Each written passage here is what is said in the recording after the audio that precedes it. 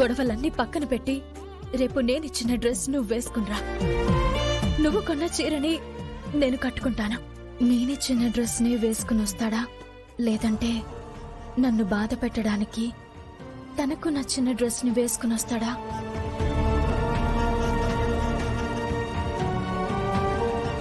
ఏం ఆలోచిస్తున్నావు అవని? ఏం లేదక్కా.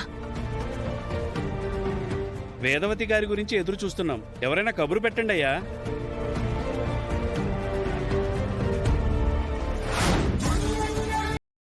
అవసరం లేదు పూజారి గారు, అదిగోండి వస్తున్నారు.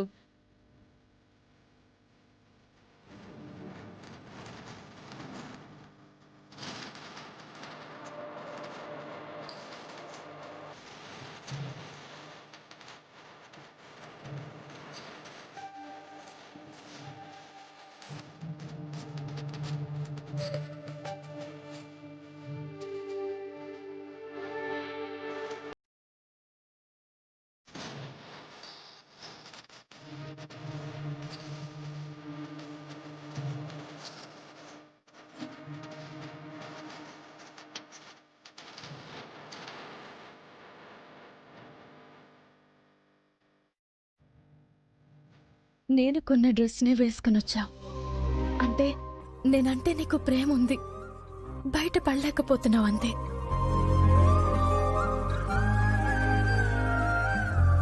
నమస్కారం అమ్మా. నమస్కారం పూజారి గారు. మీ చిన్న కోడలు అవని గారి నోటి ద్వారా మీ గురించి చాలా గొప్పగా విన్నామమ్మా.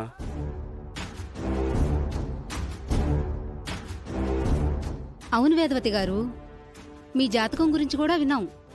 మహర్జాతకం మీది. మీ కులదైవం అన్నపూర్ణాదేవి గురించి కూడా విన్నాము. చాలా ఆశ్చర్యపోయాము. ప్రపంచపు వింతలా అనిపించింది. ఒక్కో దేవతది ఒక్కో ప్రత్యేకత, ఒక్కో అమ్మవారిది ఒక్కో రకమైన శక్తి. ఇటువంటివి మన భారతదేశంలోనే సాధ్యం. అదే మన సనాతన ధర్మం యొక్క గొప్పతనం. నా ఇంట్లో ఉండవలసిన అమ్మవారు కొన్ని పరిస్థితుల కారణంగా అవని దగ్గరుంటోంది. కొన్ని గండాలు ఎదురు కావడం వలన నా దగ్గరికి చేరుకోవడం లేదు.